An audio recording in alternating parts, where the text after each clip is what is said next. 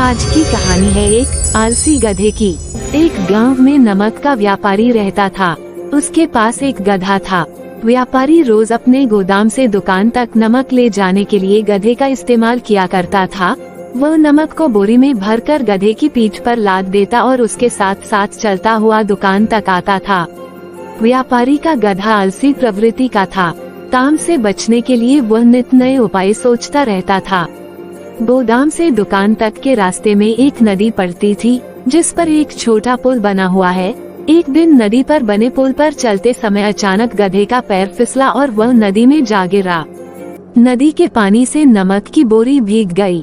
जब तक व्यापारी ने गधे को पानी से निकाला, तब तक बोरी में भरा बहुत सारा नमक घुल चुका था। गधा जब चलने लगा तो उसे बोरी का भार बहुत कम महसूस हुआ और वह खुश हो गया। उसने सोचा कि अपने ऊपर लदा बोझ हल्का करने का ये बहुत बढ़िया तरीका है। अगले दिन वह जानबूझकर नदी में गिर पड़ा। नमक पानी में घुल जाने से बोरी का वजन फिर कम हो गया। उसके बाद से वह हर रोज ऐसा ही करने लगा। रोज रोज गधे की ये हरकत देखकर व्यापारी उसकी चालाकी समझ गया।